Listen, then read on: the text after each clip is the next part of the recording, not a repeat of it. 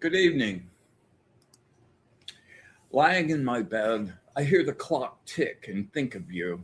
Caught up in circles, confusion is nothing new.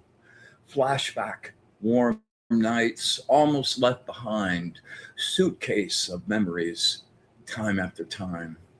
Sometimes you picture me, I'm walking too far ahead. You're calling to me, I can't hear. Then you say, go slow, and I fall behind. The second hand unwinds. If you're lost, you can look, and you will find me time after time. If you fail, I will catch you. I'll be waiting time after time.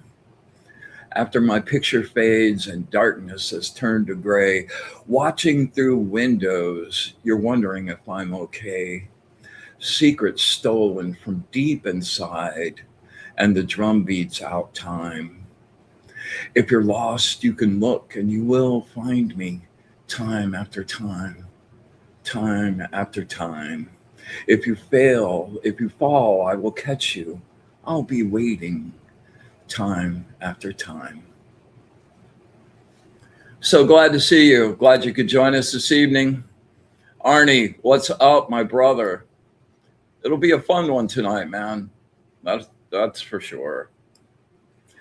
I'm excited. My friend Colin Walker's on the show tonight, and like I've been looking so forward to hanging out and having a cosmic conversation, and I think it will be all of that. Evelyn, good to see you. Kim Princess, good to see you. Jennifer McCormick, hey, hey, hey, hey, hey. Yeah, the whole family showing up. Of course they are. So just want to give a shout out to my sponsors, friedokra.tv. My good friend Ernie Mosteller, man, he's been here with me from day one, helping me keep the fires lit and things going. My other angel, Audrey Asciutto, with Audrey's Place, a really banging bed and breakfast here right on the Circle in Sebring. Heartfelt thanks to both of you. Appreciate you getting behind the mission. Yes, awesome. Okay.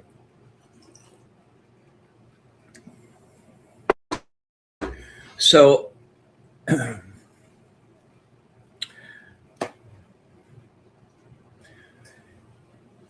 I've really debated on whether to talk about this or not, but I have been absolutely bombarded this week in my social media feeds with people just going off, man, just venting about the things that they're really mad about. This and this happening, that's happening. And it just like, wow, it's just been a wave of intensity. And I'd just like to throw something out, my own personal opinion, my own way of kind of addressing the innumerable things that just make me crazy at the beginning. I worked in advertising for 20 years, and the whole point to that was convincing people to spend money they didn't have on crap they didn't need.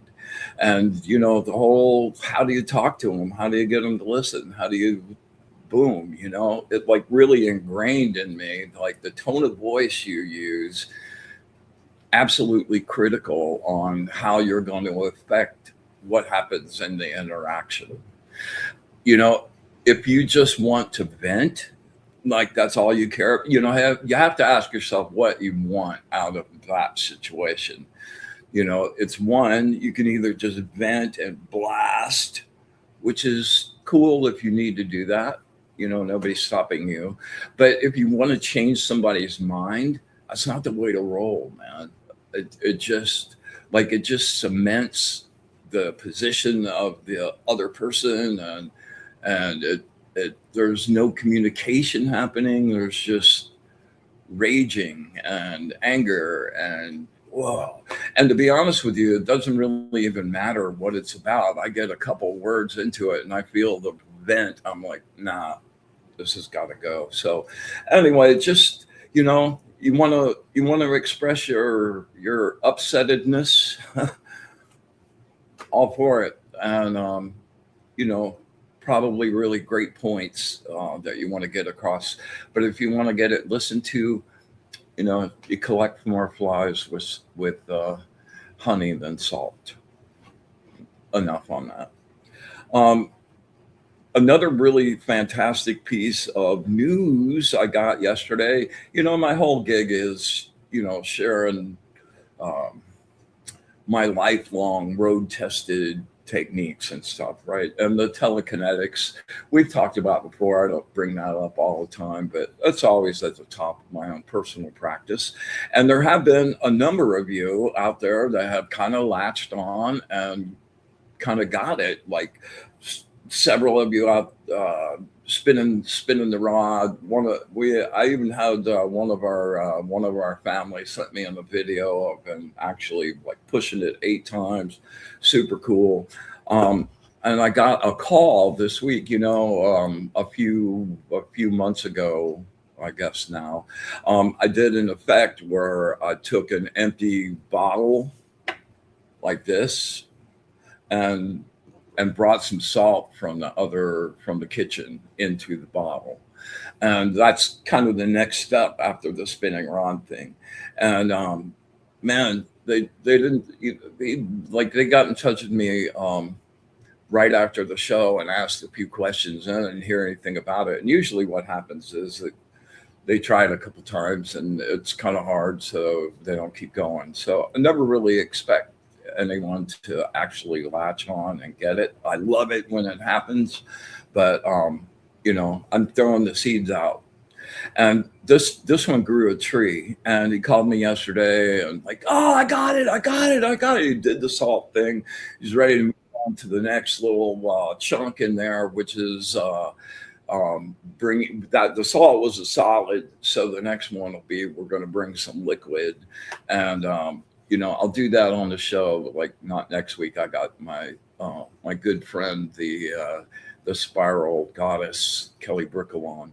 Jennifer Rose, so happy to see you. And man, I can't give enough props to Jennifer. Like she's found just really amazing guests. That's how I connected to Colin and Jamie and a bunch of people that are really great people and great practitioners and super good. So, I always make it a point to catch her show, Embracing Infinity, on Friday, and, make sure she's on right after us on Monday nights with the Love Show.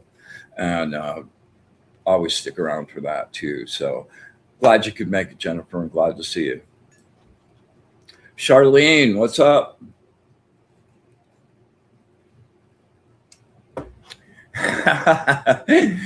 Evie says, scream in the pillow and don't involve everybody else in your drama. Good advice, man. Yeah. I give a seminar called F Fear. And the very first thing we start with is a primal scream, man. There's nothing quite like just letting that go and rip. It feels so amazingly good. All right. I'm going to keep it.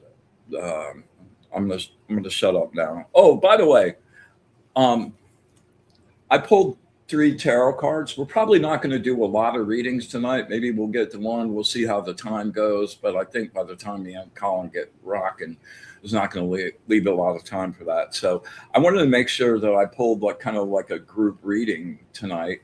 First card is the Fool. And this reading is hysterical because the Fool is represents you starting off on a whole new path. Maybe it's magic, some school thing you're learning, whatever it is.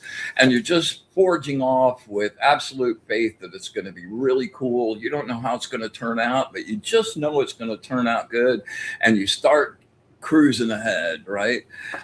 The next card is the Magus of the Spirit, which is one of my my deck has three Magus cards. Anyway, the Spirit is about connecting to your higher self, your ally, and to really be going out there, which is like super appropriate. And the Magus is the teacher, following the Fool.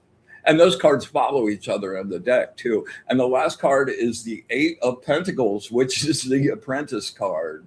So like we've got full bore on here, man, to get our practice hats on and have a good session tonight. So my guest, I'm honored to have Colin Walker. Colin is. I've watched a bunch of his shows, the Cosmic Consciousness that he does on Minorca Consciousness and his YouTube channel. And, I've scoped out all of the times he's been on with Jennifer. Really, you can tell Colin's like lived it. And he is like a real light worker and an energy facilitator. And as I put on the little promo thing, he's a universal explorer, man. He's gone out there. And that's where I love to go and live and explore. And I'm looking really, really forward to having that conversation. So without further ado, my friend Colin Walker.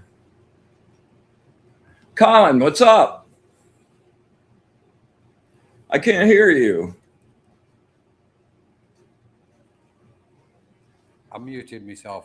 Brian, how are you doing? There you go. I'm excellent. I'm excited about our conversation tonight, man. That's going to be really, really fun. I am. Seriously, thank you so much. I have been so looking forward to this one. So let's just dive right in. I have a question for you right off the bat. And this is just, I've been really thinking about this a lot. We know so many really great astrologers, and I see them talking. I'm like right on with what they're reading, but for the past like 8 months, the sun has been going absolutely batshit, and it's coronal mass ejection. Like it's lined up right there in the equator on the sun, and like it just keeps like turning and blasting us with really high level energy. And the magnetosphere is like saturated, like there's like the ionosphere is saturated, and all of that's filtering down. And you sent me a message yesterday. We were talking about kind of like how weird the energy has been. I think, in my opinion, and I don't hear anybody else talking about this, I'd love your opinion about this, that is such a critical point. Like that's the center point of the whole astrology scenario. And I don't know how, like I can see that energetically when I go out and look. It's like definitely affecting like the other energies around. Not to mention it's having a physical effect on the earth is stretching and breathing. I mean, how many volcanoes have been blowing up just in the last week? And like Vivian out there, man, in Hawaii, they just had like a 6 magnitude like earthquake, and you can just see the correlation between those explosive blasts and what happens here. So anyway, I'd love your thoughts on the whole sun thing and the energy as far as the astrology. Well, again, thank you, Brian, for the invitation, and hello to everybody. So thank you, everybody, for joining us, and Spirit, obviously, our friends, our cosmic friends. Brian, well, the way I perceive these aspects is we've got different planes active at the moment. So true. If we kind of break everything into planes, or, if we can perceive it as planes, the physical plane being one of them, everything's active at the moment. And the sun is obviously such, if not the big player on the physical plane. And of course, obviously, that's going to be bombarding us with photons, etc., high radiation frequencies. High radiation, yeah. And it's the change, isn't it? It's the shift. The shift is here. We're in the shift now, and we're seeing the physical shift and the consequences, or the action, if you like, if that's a better word, or the manifestation, and including the materialization of physical activity. And we're bombarded by that. The interesting part for me is we know we are so much more than the physical body. And we often view the physical body as this dense form, this heavy, dense form, which it's not. It's not. No, you're exactly right. We've really got to move beyond this perception of thinking the physical body is this dense, heavy vehicle. And it's a light. If anything, it's only got a form because we perceive it as a form. The physical body, there is no form to the physical body. We're giving it. We've condensed or diluted our consciousness down to the physical plane, and therefore we perceive a physical plane and a physical body. But as soon we know this, when we meditate, we go somewhere else. Our consciousness goes somewhere else. We go into that altered state of awareness, and we start perceiving reality different. So the physical plane is just one. And astrology, and I'm I'm sorry, I don't want to disturb any astrologists out there. Oh, go ahead. But we might do. Well, astrology we can put astrology with psychometry. They're reading physical objects, so they're reading the stars, which we perceive as physical objects. So therefore, it's psychometry. We're talking something a lot greater than the physical plane, and purer and higher higher frequencies of the cosmos. It's a cosmic shift. So going back to the original aspect of the planes, we can say we've got the astral planes, the ethereal planes, the spiritual planes, multidimensional aspects. We're running out of the stretch of our imagination to perceive what reality may be. Exactly. So therefore, we say to ourselves, okay, we are all things in every moment. And if the physical plane is active, and like you said, the volcanic activity, one thing quickly, Bryan, what I wanted to mention is what I absolutely love is we're thawing out. We know we're still in the ice age. While we've got ice on the north and south poles, we are still in the ice age as far as I'm concerned. And they're receding. They've been receding for thousands, hundreds of thousands of years. And now they're receding even more. It's ironic, or it's interesting that as the poles melt and recede, the awakening is taking place. It's almost like we're thawing out in accordance with the vibrations of the poles melting. So there's this thermodynamic situation going on, and the sun is helping do that even more. And that's part of the awakening and the ascension and expansion of consciousness. They're all interlinked from the physical plane through to the astral, spiritual, etc., into those multidimensional. And we have a tendency to always look outside ourselves when we know everything's going on here. We're the cosmic being. Anyway, woof. Yes, absolutely. No, I keep going. I wasn't trying to cut. I was just agreeing wholeheartedly. So I've got nothing, obviously, against astrologists. Everybody's got a role to play. It's important for what I say that everybody's got a role to play, and it doesn't matter what facet of consciousness an individual soul is using or utilizing in this moment, at this moment of great change. We've got to use everything who we are, and everything's on the table, and I can't, for me, I'll never discriminate against anybody, what they're doing, because it's right for that soul in that moment. So what I'm saying is, as much as I respect astrology and etc., realistically speaking, it's of the physical plane. We're talking about objects. When we talk about physical objects, we're talking about psychometry. And it's got its role, but there's so much more going on. You know, this is the light. This is the light, you know, and its thermodynamic aspect, getting us to thaw out. The earth is, like you said, you put it wonderfully, the earth is being stretched. You know, it's expanding. So it's kind of, woof, it's shifting, it's moving, and we're standing on it. We're going to be affected. Moving, yeah. You know, so it's like brilliant stuff. So this is what I really wanted to. I'm going to throw kind of a hypothetical. This is my truth of the moment, based on many years of going to look for answers myself. Yeah. And writing out different frequencies and checking out different answers. And this is where it comes to make sense to me. Many years ago, I got exposed to the whole simulation theory. And I thought it was a really great brain teaser, but I didn't really take it seriously at all.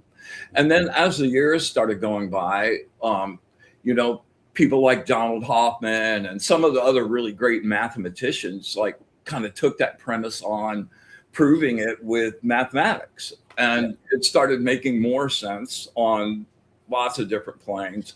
And at some point, I guess this was about 10 years ago, I wanted to go find my creator. So where this all boiled down to is, you know, in many of the metaphysical disciplines, let's use Kabbalah, for example, you know, Ein Sof is the formless potential.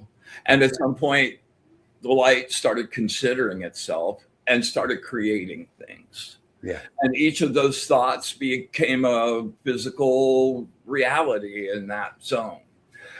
So using that as a premise, and the premise that whatever you create on the astral inside your own universe, that's a reality. That has form and substance, almost like this reality has for us. And it made me realize, like, what, there's like 6 billion people on the earth.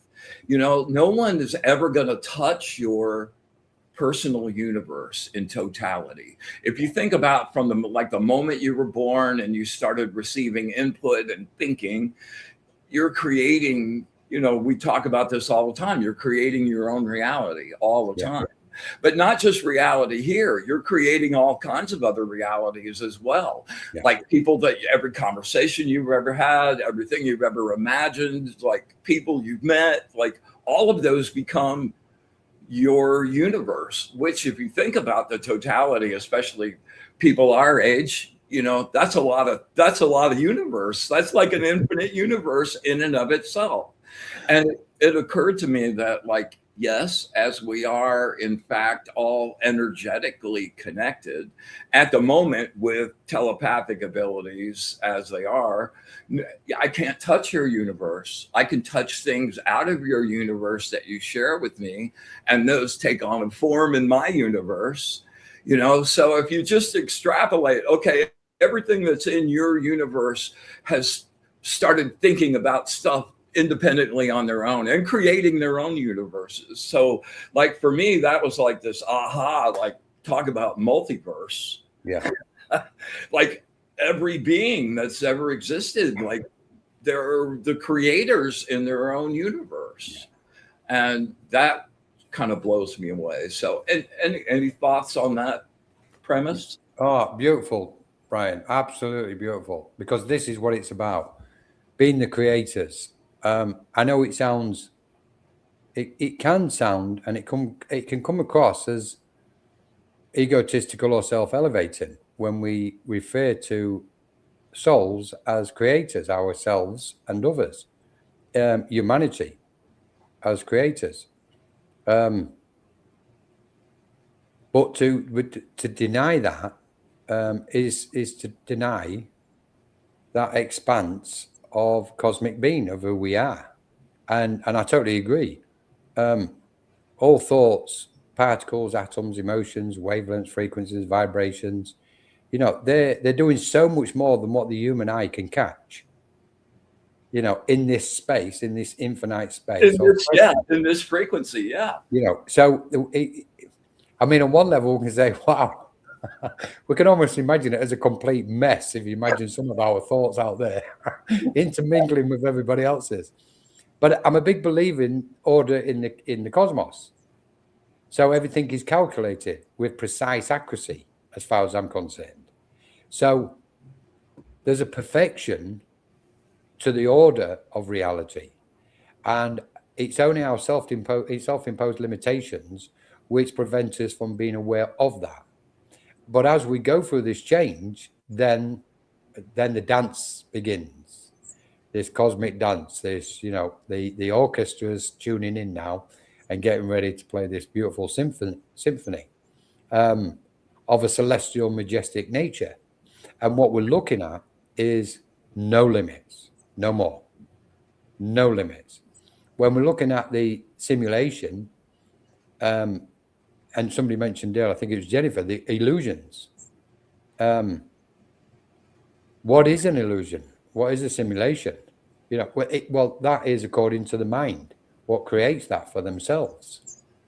So we're expanding outwards. You know, the telepathy, I totally agree.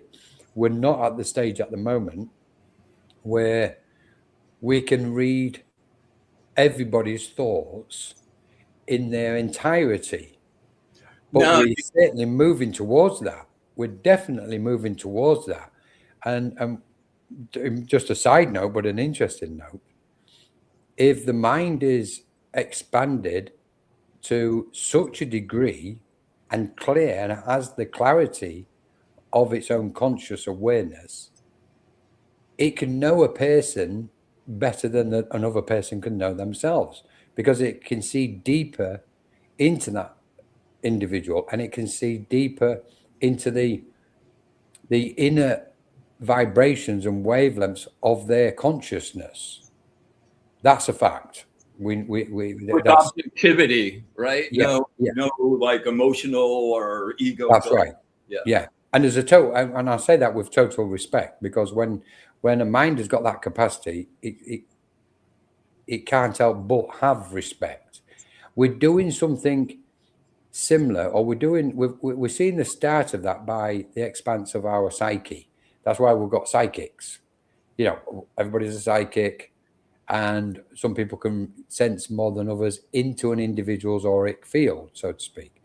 Well, when it comes to the shift, what's taking place, and as we expand further, then we're really going to be able to see what others are thinking on a deeper level. And this might, to some people, it might sound quite intrusive and frightening, but it's not. It's what's happening is, as the light shines, we're becoming more responsible, and we're becoming more respectful of each other. Like you guys yourself doing this show, Kelly, Jennifer, everybody doing these types of talks and conversations. We're starting to commune with each other in a respectful manner. And so we're living proof that we can, to a point, be trusted with other people's thoughts and emotions. Not everybody at the moment, but we're certainly got the indicator we're heading that way. So at the end of the day, what we're looking at is full telepathic abilities. And if we extend it beyond the airplane, we'll obviously initially we'll be able to sense telepathically other people's thoughts and emotions, not just in front of us, but across the world and around, you know, the globe, sort of thing. We do that now already. But when we extend it, then we're really going to have that telepathic attunement to life out there, cosmic beings, radiant beings, etc. In an instant. It's going to be spontaneous and instantaneous. And we will be able to commune with them where, and we're obviously seeing this with the channeling now, but in the fullness of being, if that makes sense. You know, where there is no veil to me, Bryan. There is no veil. I know it's a word which is often chucked about in the spiritual space, especially with mediumship, and beyond the veil, etc. It's a beautiful word.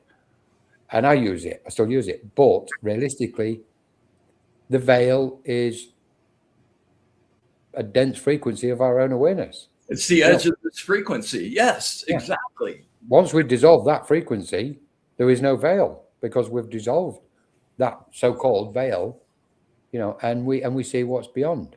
I mean, before I came on tonight, it's like spirit, cosmic beings, light, everything just stepped in half an hour before I, kind of clicked onto the link to come on. And I thought, okay, this is going to be a really good show. They really want to get some points across, I think, here. So amazing stuff, Bryan.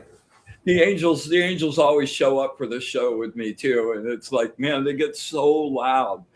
Oh, it's really great. I enjoy communing with them very, very much. They've been part of my life for, like, I really connected with the Shem HaMephorash, which is a system I use for my angel deck.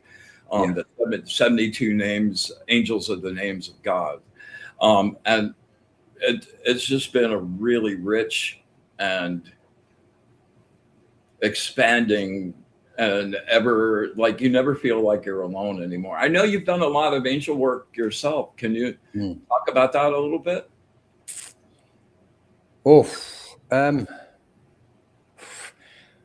You've just caught me off guard there, Bryan. Right, okay. Well, the original awakening, or the original event which I encountered, was of an angelic nature, and I suppose it's fair to say, it's not often I open up about this one, actually, but it's fair to say, the incomprehensibility of angelic presence is not as far away as what we think. No. We are.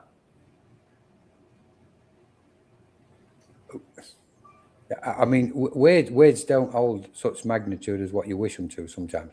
We are angelic beings. We are. And more. Well, we're absolute sparks of the source. Yeah, right. Nothing in between. We are the source. Yeah. That's why we're the creators in our universes. That's right. Because we take that, we're part, that's who we are. That's not an ego thing. That's self. No. That's not self-aggrandizement. That's self-awareness. That's true. This is 100% true.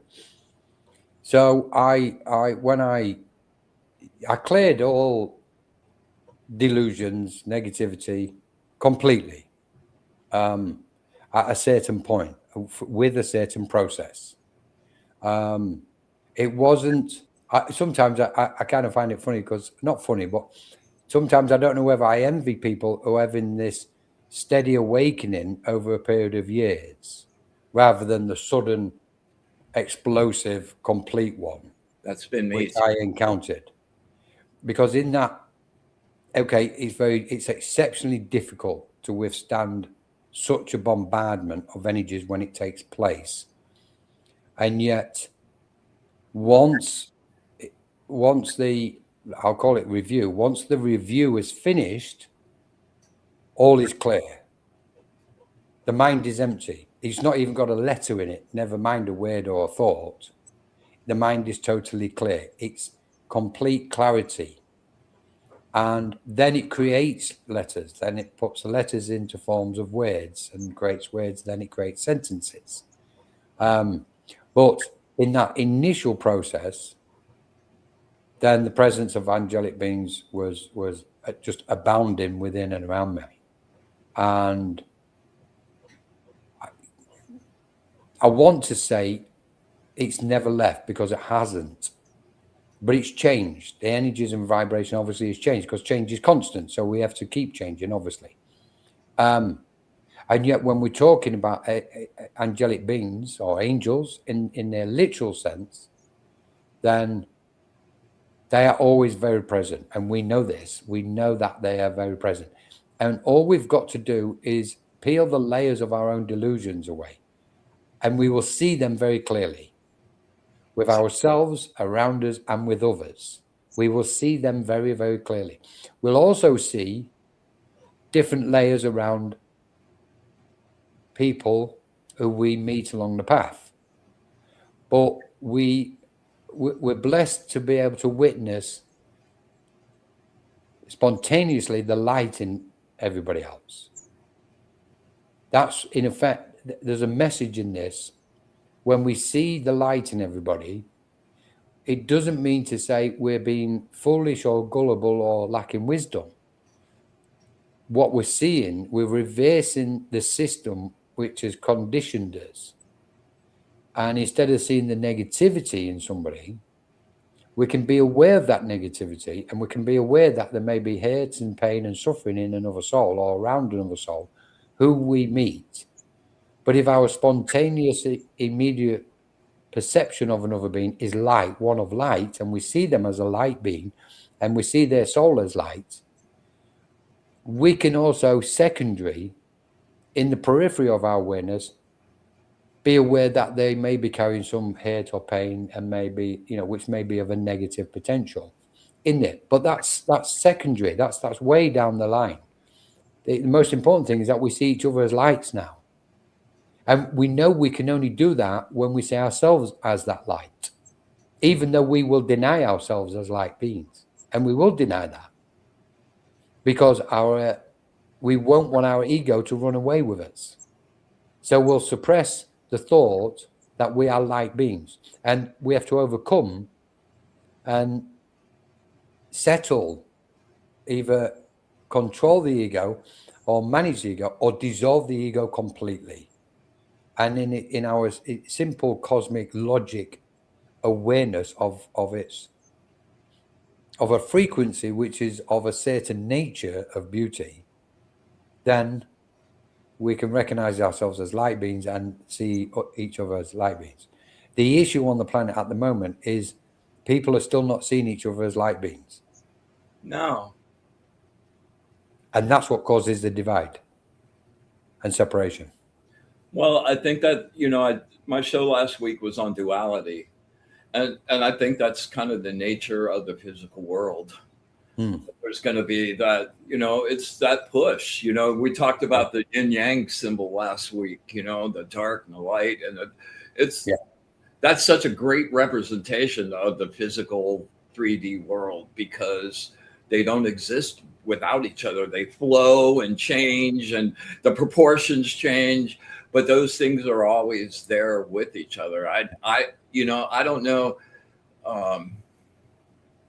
I don't know that this world is absolutely designed for it all to be everything's good now with everybody. I think it's sort of the nature of this place that there is that duality and that separation there with that. Yeah. Do you know, Brian, this is a really good point, because I've studied this a lot. I've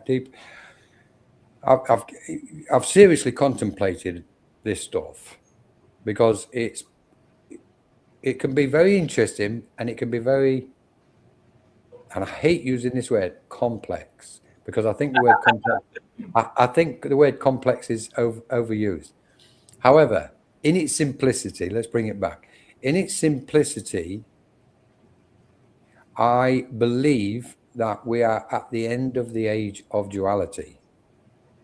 That's my understanding. After everything I've been kind of guided to see and understand with beings from other realms, that we are entering to that point of oneness on the planet.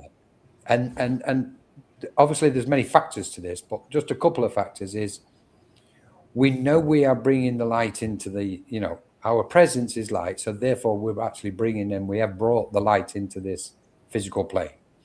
Then we kind of because there's stages of awakening in the process, etc. We know this. Absolutely.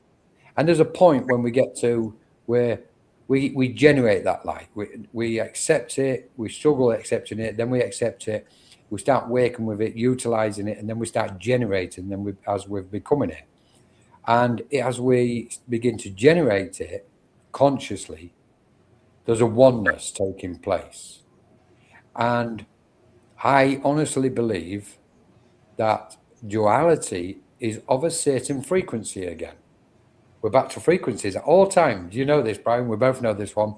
But isn't that the nature of the way that the universe began altogether? You know, we started talking about like when the light separated from the formless void, like that to me, and everywhere I've gone, that was like the moment duality began.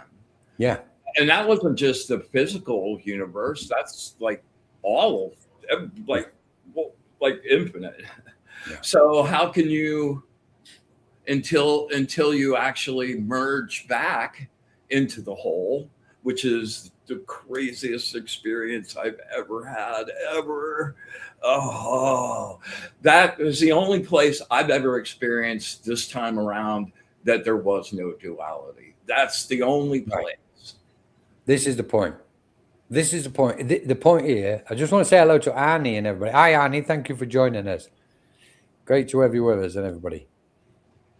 The point to this, Bryan, is that moment you experienced what you experienced took place while you, and like you said, while you was here. It might have just been a moment. Well, my body was here, but Exactly. my light was somewhere else. Yes, right. But what I'm saying is when we experience that in the physical body, it kind of, this is my understanding, it indicates one thing, that is what we're supposed to embody in the physical world, and the physicality of our reality, which is the physical body, at all times. So the question remains, how do we, when we have these euphoric moments or experiences, how can we exist in that space at all times within us while we're on the physical plane? Now, for me, the answer is yes. The first thing is, can we or can't we? The answer is definitely yes. And that's one of the reasons why we've come. And I know some people say, well, it's to create heaven on earth. That's a good way and a good concept to look at it. But for me, a lot deeper than that. It's merely presence of our pure soul energy. And the only way we can tap into the pure soul energy is by taking our conscious awareness through to that point while we're in this body. We know when we meditate, we feel better. Most people feel better. You know, despite the healing and the trauma, etc., what might ripen and we go through, at the end of it, or usually we feel so much lighter in the form once we've meditated. So then we say, okay, how can I, and the meditation may last for, 30 minutes, an hour, and then we have this wonderful feeling and we come out, and after 20 minutes or 30 minutes, we're back into this dense vibrations and we've got distracted. Our minds got distracted into these lower frequencies. And the point, what we're saying here is, once we've tapped into that true source, like you were saying here, that source within, and those, how do you put it into terms? You can't. How that it's presence really of hard to come up with words like we're running out of them. We're running out of words, Bryan. That experience of actually letting go and merging, like there's no vocabulary. That's right. I agree with you. I totally agree, Bryan. There isn't. This is beyond human language then. It's a state of being. But the point is, we can have that state of being, and I'm going to throw this in, with a happy mind at all times. And in that state of being, and it takes us back round to duality and oneness. When we speak of the collective represents oneness as we understand it. And everybody at the minute, or most people, especially in the spiritual space, are dreaming of the collective. They're speaking of it, it's coming into reality. What is the collective? The collective is oneness. It's a singularity. So it's almost like, and I don't like using this term, but it's, again, I'm struggling for words. It's like it represents a hive mind. The collective is the hive mind. It means we are all tapped into each other's consciousness because we are all that same consciousness. So what we're looking at is the oneness of light here on the physical plane. And there's no other way of looking at it when realistically, it doesn't matter what facets or levels or vibrations or aspects or all the various kind of nodules, if you want, for want of a better word, what we look at, it all leads to this one point, what we're having this conversation about, which is oneness is becoming present. And in that is the one word, is the singularity. And I think what we're seeing, what duality is representing at the moment, and especially if we look at the right and wrongs, the left and right of the brain, etc., politics, left and right, geopoliticals, etc. It doesn't matter what list. Then there's a long list. I've got a list of them all. There's a long list of dualities. Logic and emotion is one of them. Everything in the physical world is a duality. You can't find an exception. What we're seeing though, Bryan, I believe, is we're seeing a potential collision. We're moving towards 0 point. So we've got right and wrong, left and right, etc., light and dark. And what we're seeing on the planet at the minute, very strongly, we're witnessing a potential collision where we're going to reach what's called 0 point. And in that 0 point, in that space in the middle, as you probably know, them two things will never touch, but there'll be a pressure point there which will create the 0 point. And the 0 point is where we will enter the singularity. And I don't mean with AI, I mean the singularity of a cosmic state. Yes, exactly. So, I've gone on a bit too much, but sorry. No, that was great. Absolutely. So my experience with this, like, I've been astral traveling for a long, long time. And one of my favorite things to do is just to leave without looking for anywhere in particular. Just keep raising your vibration and how far, and there's no limit to your perception when you're in the astral state. So you can, like, I ride outside the earth and outside the planets and the galaxy and keep going and like the universes. And I found, like, without intentionally going there, I'm like in this light where everything's now still. And I got this voice that like went, just let go, which always scared the hell out of me because so many of the disciplines that I've like studied, you know, the ending is to release your ego and to merge back, which I like me. I don't want to let go of me. And I'm standing there and or not standing. I'm only light at that point. And I went, you know, do it. And I let go and my light spread and I merged into it. And not only was I not like gone, now it was every spark that had ever gone and lived. Like I had it all, like it was all there. Oh, and like the word love, unconditional, any word that you use to describe that is so dim compared to that love.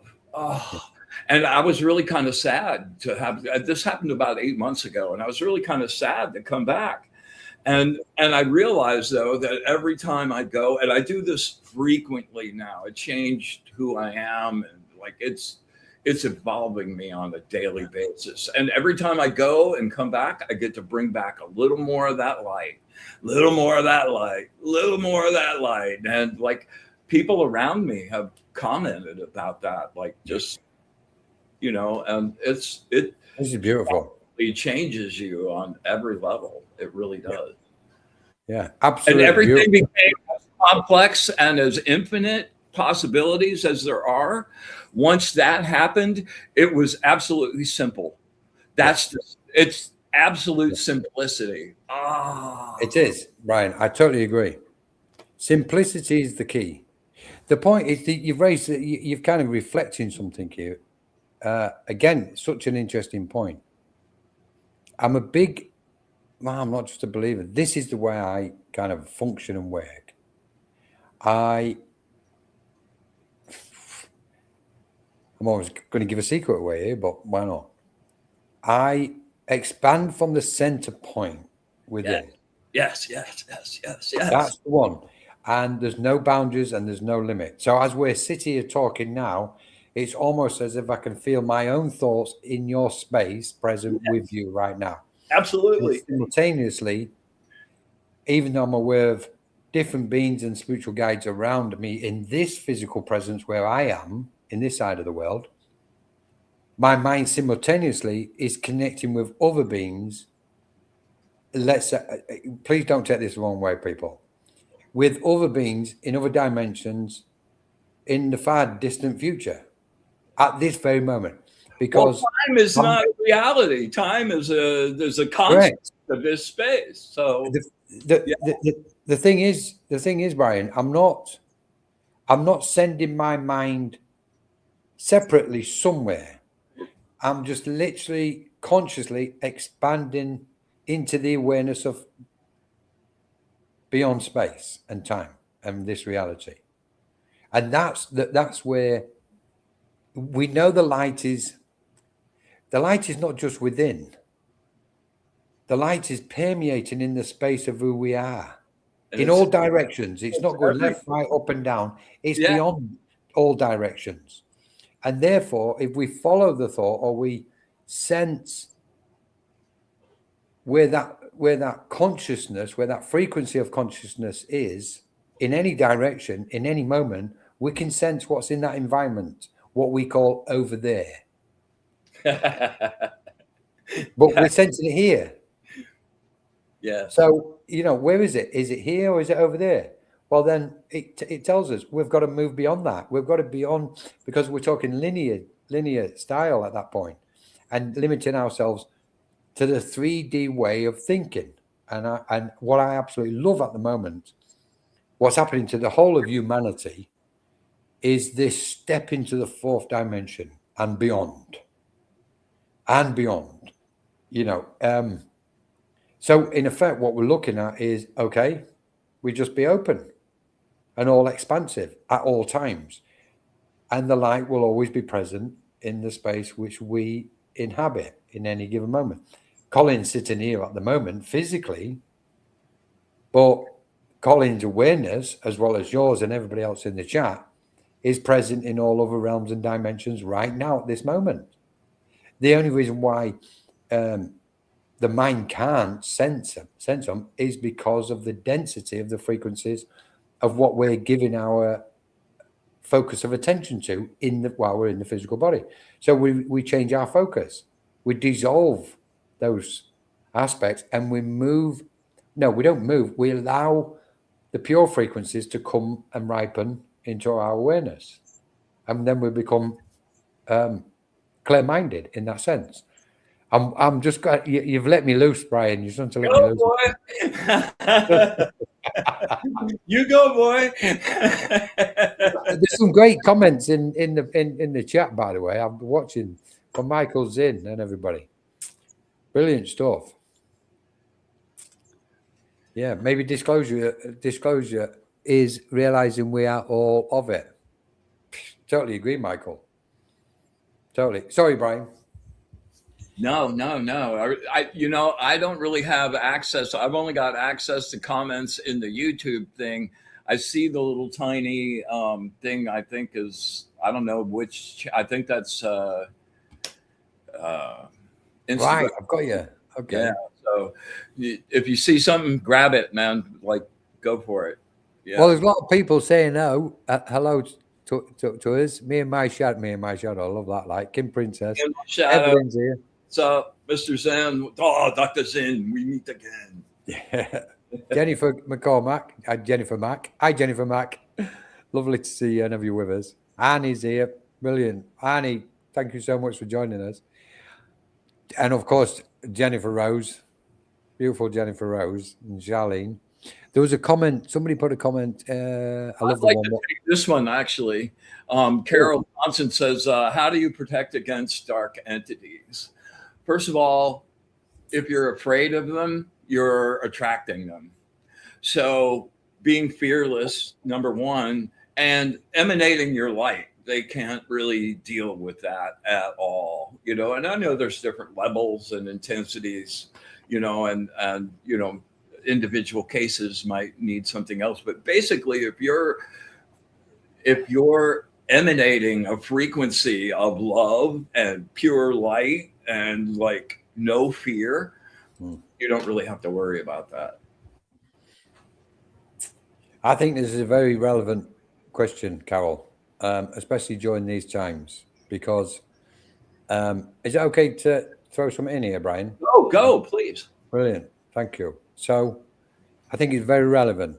I think all spiritual circles should make sure their circles are protected and definitely ensure that all the attendees are protected by asking for those beautiful prayers of protection to beings of light, spiritual guides who abide, and I don't like saying this, but I'm going to use it in this term, on the higher vibrations of life and existence, on the higher vibrations.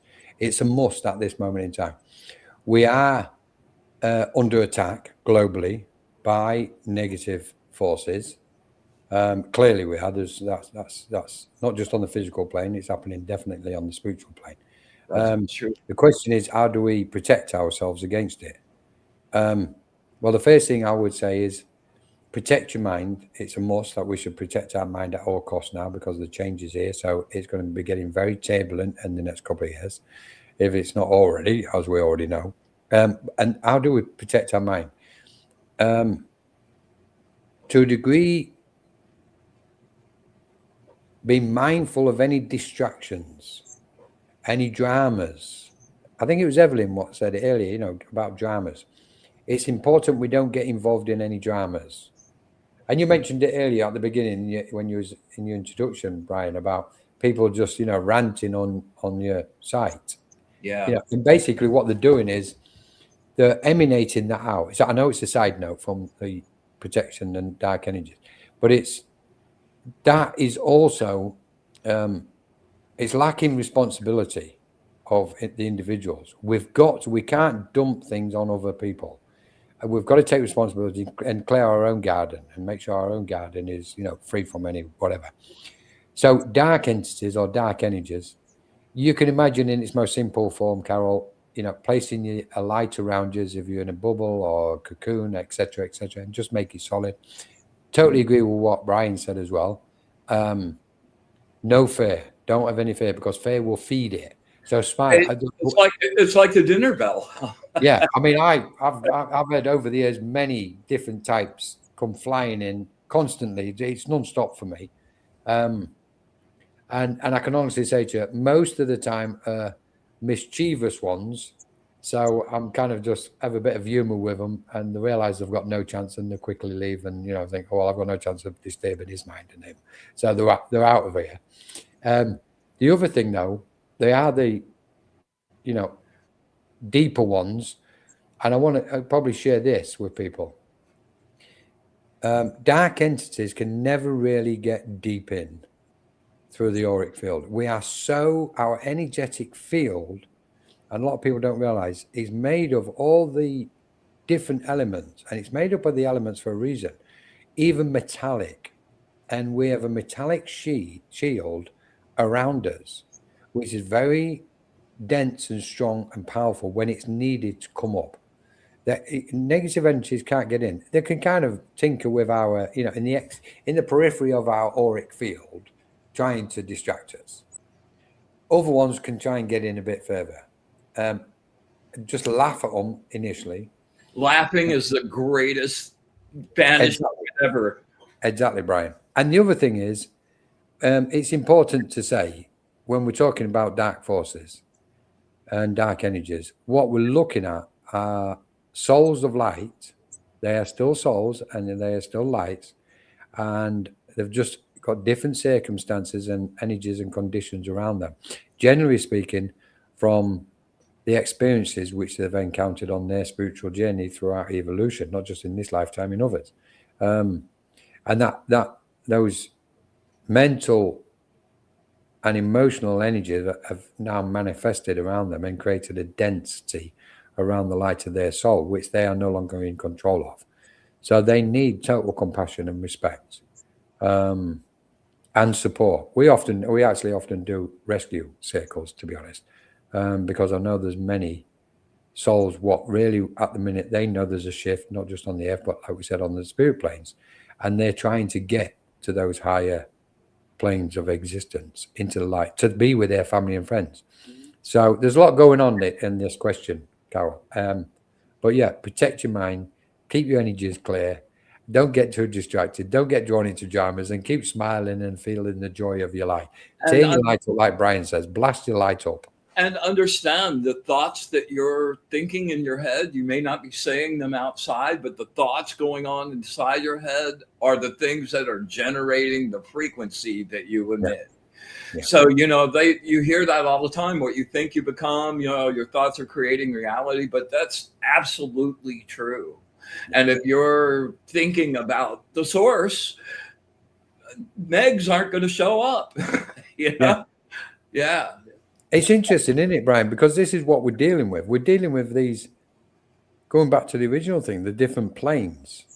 It's, it's like we're on the physical plane, we can see what appears to be evil roaming the planet, creating wars, etc., doing horrendous things at the minute. And so you go, okay, I can see that's happening. How do I stay in my light? How do I do I switch off to it? What do I do? How can I help, be of assistance and help? And to be quite honest, I think in the essence of our own being, our light, if we shine our light is the thing what's helping more than anything else. It really is. So it's not as if to say, don't bury your head in the sand like an ostrich. Be fully aware and try and comprehend what's going on around the world at the minute. And yet at the same time, don't take it on board and don't let it infiltrate your auric field, because we are receptive. We're transmitters and we're receivers. So we're receiving. This is why we've got TV, and it's called programming. We're receiving programmed information in order to get us to be programmed. So there's so many levels to this. So spiritually speaking, shine your light and just let your soul lead you and your intuition with your guides. Ring bells as well. Definitely ring bells. I like that one, Jennifer. Well, the crystal bowls, the Tibetan bowls, a joyous noise. The universe was created with numbers, letters, and sound. It certainly was. Brilliant. This is good stuff, Bryan. Thank you for inviting me. I think I have time to touch on one more thing. Well, I've got three things. Let's see which one. Go from. Have you ever gotten exposed to the Gnostic texts, specifically the books in the Nag Hammadi library that talk about the archons? Okay, archons, etc. I sort of wrote that off at first, but as I've gotten into it and done my own traveling with that, it makes so much sense, on every single level. And the thing about the archons is I from Carlos Castaneda and every other discipline, you hear about, entities that feed on us, feed on fear, feed on anger and rage and war, and that's food for them. And it's not like a malicious attack. That's how they're farming. And the archons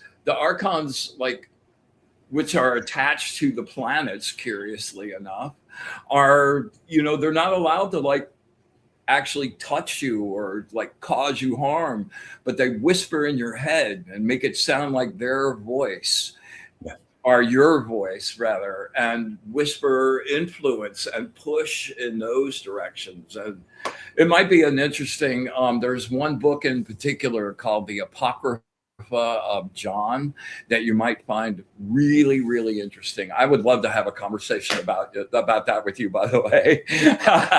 Let's do it. Let's do it, Bryan. That would be a great. I think we can safely say, some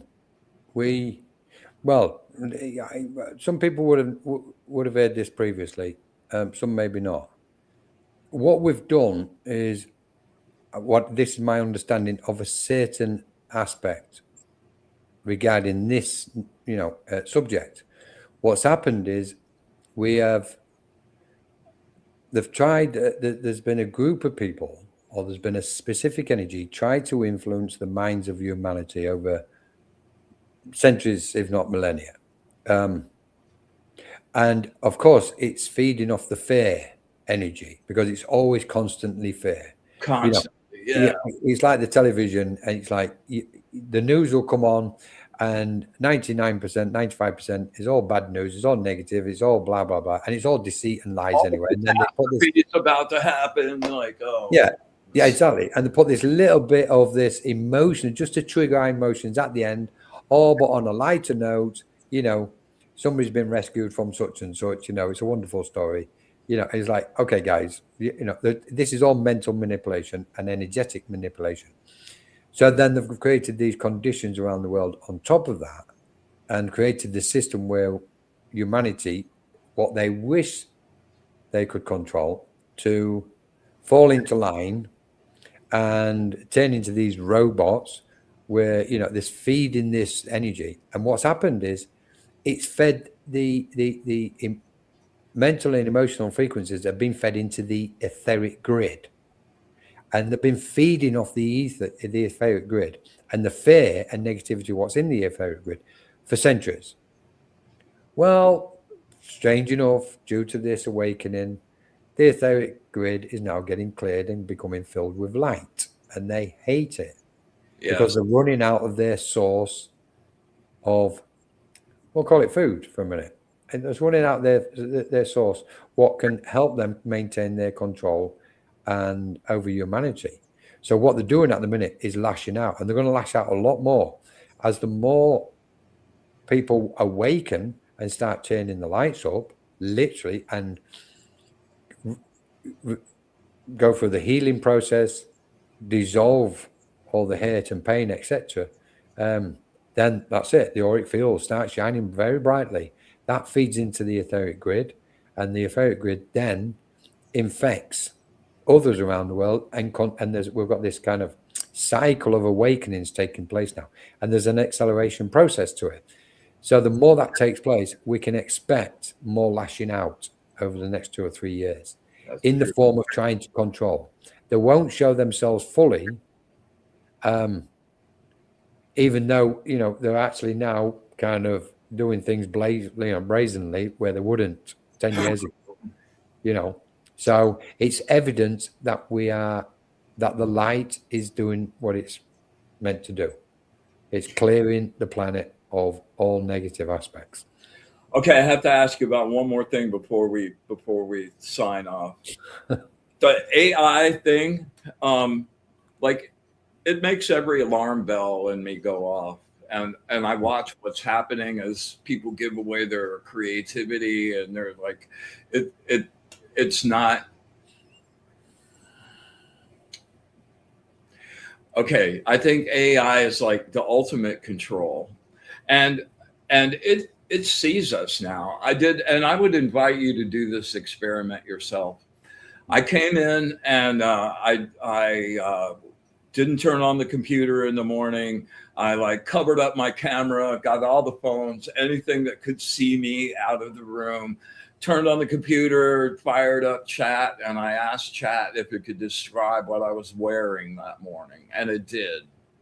And I thought, wow, man, this is pretty crazy. And I'm having a conversation with a friend of mine, and he goes, well, there's a couple things you didn't take into account. Like, even when you unplug the stuff for a while, there's still energy in it. And, you covered up the camera, but you were still in the same clothes that you were in before you covered up the camera. So I repeated that experiment, and I unplugged the backup battery. This is when I went to bed that night. And I took everything out of the backup. I just turned all of it off. I came in the next morning, phones, everything in another room. I covered up the camera, and I went and changed clothes. And it still told me what I was wearing, including the necklace. Okay, it's reading the field around me.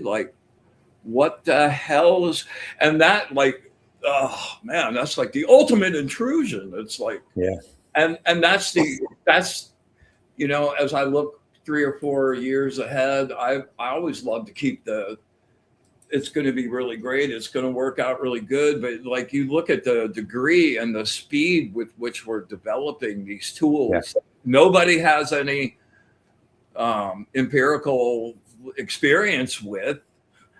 Well, and they're just forging ahead to make as much money as they can, and that tool is like it seems to me like that's the ultimate control device. It is because Well, the first thing is very interesting. They are reading the wavelengths of the environment we're inhabiting at the moment. So let's say all electrical equipment, and it doesn't matter what electrical equipment is in the space. I believe whether it's on or off, it's irrelevant. It's picking up the frequencies, it's picking up the motion, it's got motion sensors, and it can create an image by certain frequencies of where we are in our home now, even if everything is off. It's reading all the wavelengths in the space, but it's also going deeper in. It's also reading and picking up our thoughts to a certain point now. So it's really got deeper into our personal space. Yeah. So that's one aspect. When we look at some of the towers around, especially in cities and towns, etc., they're just permeating frequencies at all times. Low density, infrared wavelengths, sensing that they're doing two things. They're receiving signals of our motion, our movement, and so they can kind of generate where we are at any given moment. And they're also transmitting signals. And we know this, that they've now managed to penetrate, I think it was up to 1 millimeter inside the skin. And with 6G, that was with 5G, or 5 millimeters inside. I'm not sure. No, I think it's 1 millimeter or couple. Inside, it can penetrate inside the body. Those frequencies can. And now if they bring 6G out, then it can get up to about 5 millimeters inside the body. And 5G was designed as a weapon. Yeah, that's right. And those waves, there's so much research showing the genetic effects, the physical effects, the hormone levels in men and women, testosterone through the basement, all kinds of and genetic crazy little defects and things that happen. Like it's so intense. Well, I painted my bedroom with EMF blocking paint. Right. Brilliant. Just so I can have, at least when I'm sleeping and I'm most in receptive mode, at least there I can be in kind of my own Faraday cage. Faraday cage. Yeah. Well, I mean, I don't know about you, but a lot of places in the West, that's why they took the lead out of paints, because it was protecting, painting the room with lead paint. Right. Well, you're helping create a Faraday cage. So it's like, okay, you can't have that. Right. Anything. But just quickly go into that last point, Bryan. I know it's very tempting for a lot of people to use AI, and I'm seeing massive amounts of posts out there at the minute with AI on it. And I know some people go, well, it's quicker, it's easier. Yeah, I'm still very much on the borderline. Well, we may as well just throw it out there. If we are not careful, they will use AI and any other means to eradicate the human species. I couldn't agree more. That's a very viable option. It's not the option. There's still other things happening, but to not consider that is like to use the other thing that just horrifies me is people using chat and Claude for their spiritual advice. Yeah. And I did an experiment with chat where, I'm big into numbers. That's what was my first thing. I've been doing that for 50 years. So I asked it to do a Pythagorean numerology chart for me, and it got it wrong twice. Yeah, of course. So you're getting all of this information that if I didn't know, I would have just assumed that was right, Yeah, it's so important. I think you've raised an exceptional point here, Bryan.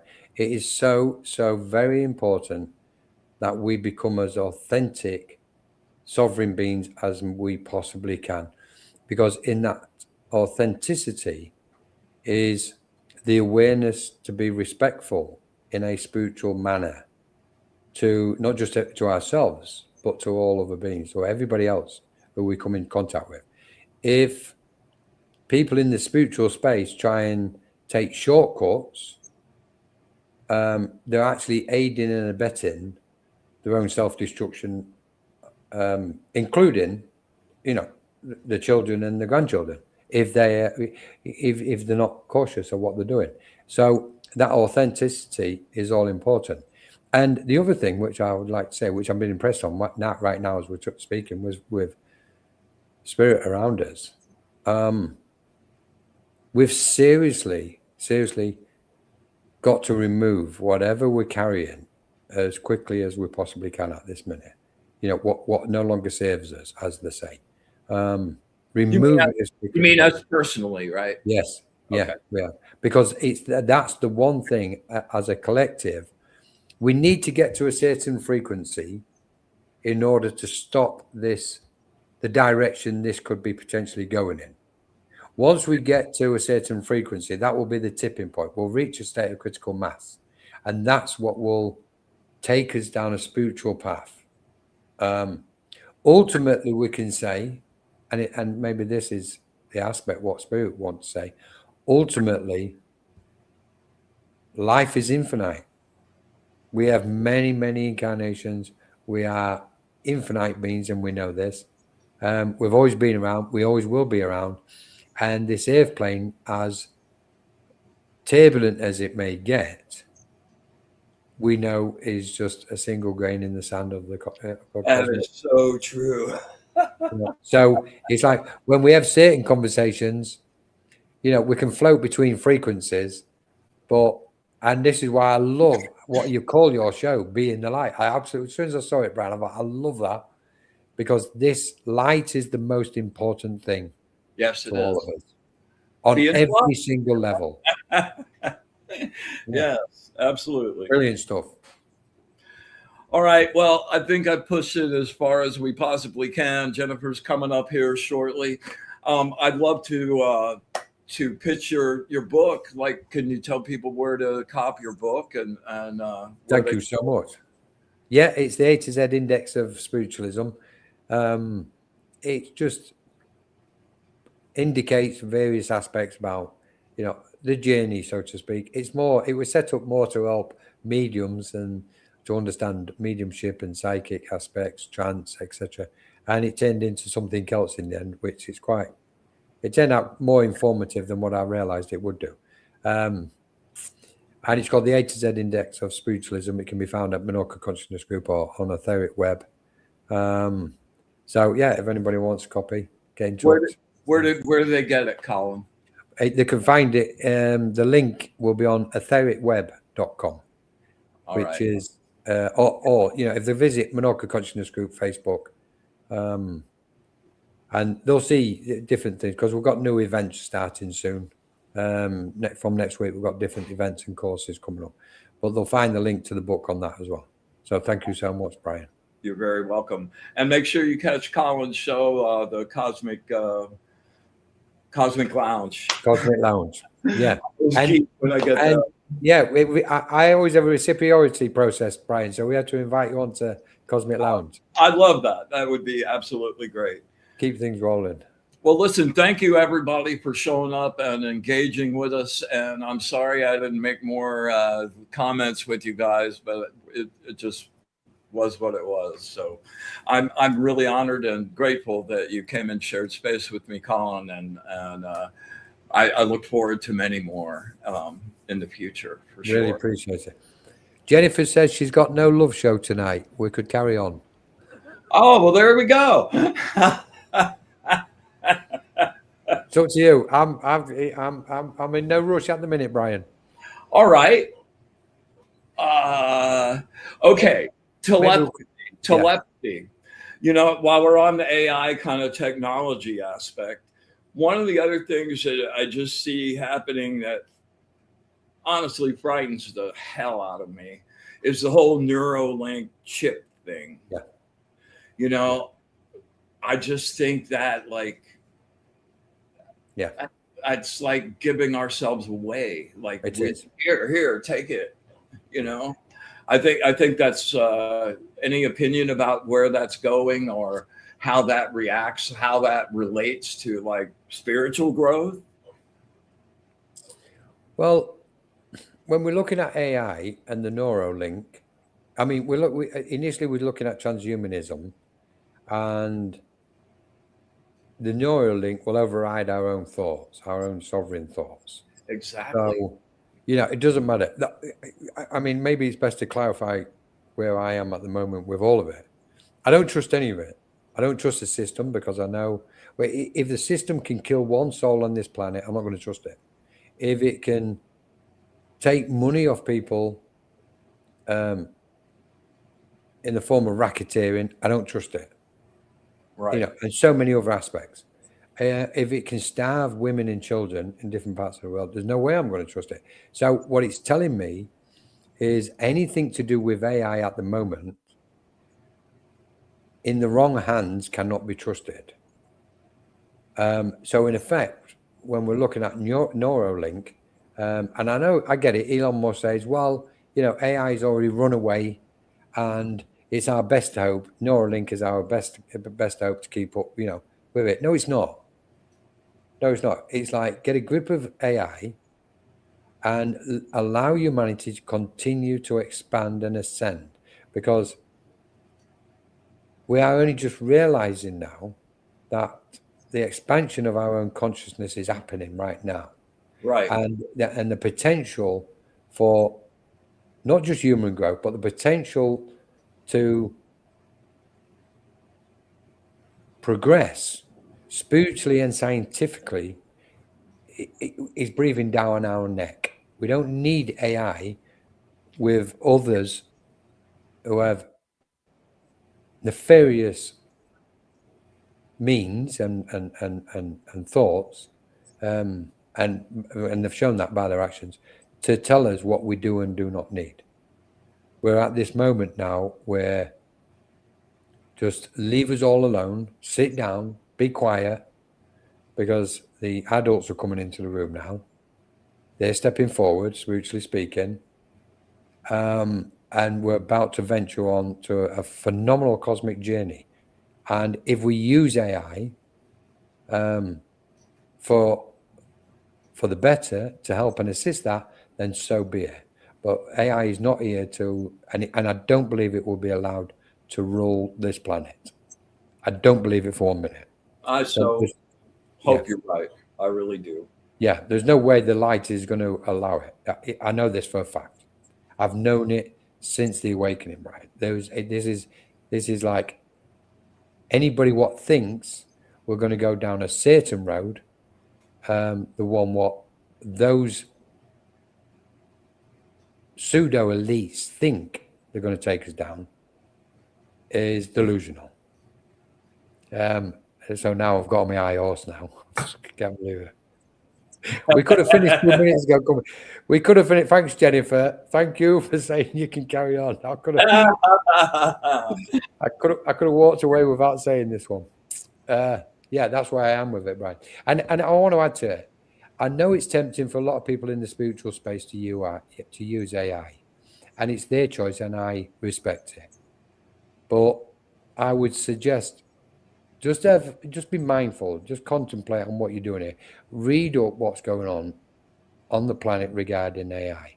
We are feeding it. This conversation is feeding it. My computer's feeding it. My telephone is feeding it. At all times, we are feeding it. Everybody's feeding it. And AI is fake. Fake. And that's why it's called artificial. And it's not intelligent. It's not as intelligent as the human psyche and the human consciousness. And it's only as intelligent as humanity allows it and feeds it to be. So we can stop it. It's not about stopping it. We can utilize it. I'm all for science. I love the future, exceptionally. Woof. Right, cut me out. You need to cut in sometimes. Well, I will. I'll make one more point, and then we'll let him go. As long as billionaires like the the thing they're going after is whoever runs AI will run the world and make everybody has to pay to be able to use their service.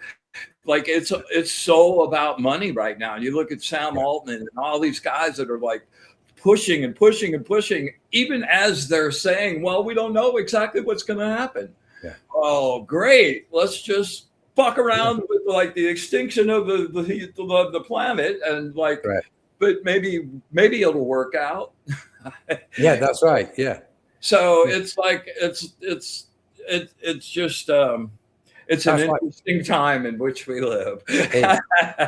It certainly is. And the thing is, when I look at these aspects, Bryan, I mean, with respect, when you've got these people on the planet what are worth hundreds of billions, and you've got, I mean, we've just come back from Egypt. We was in Egypt last month, and the way people are living in Egypt, talk about duality and polarities. Right.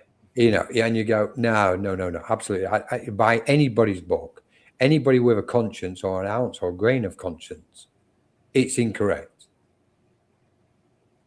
It's totally absurd. And they cannot take, and this is a message, if any of them was listening to this show now, the message I would say to them is conscience is the thing we meet at the point of our transition.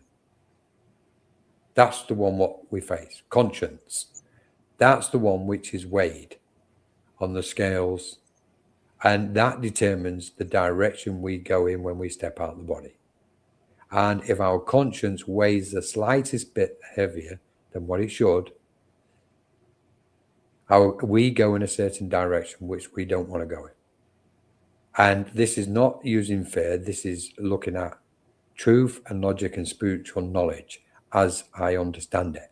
So anybody, anywhere, this is the time to kind of sort your conscience out.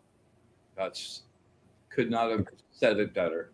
Because they don't want to be going where I know and I have experienced certain realms, and they're okay laughing and joking, sitting on their $500 million yachts, thinking that it's okay, while the world is in a complete mess. And take their transition in this moment, their conscience is going to be weighed. And I'm saying that with respect for them, because I wish the whole of humanity well and every soul on the planet well. So I'm shutting up now on that one. All right. Well, we'll cut it off there and put this on for part 2 coming up. We'll do something again soon. Thank you so much for spending time. I always love having my brain stretched when I get to hear you talk, and just appreciate you and what you're putting out there more than I can possibly tell you. Same here, Bryan. Good night, everybody. We love you very much. And yes. Yep. We do. We'll love you all. See you next week. Thank you so much, Bryan. Great stuff.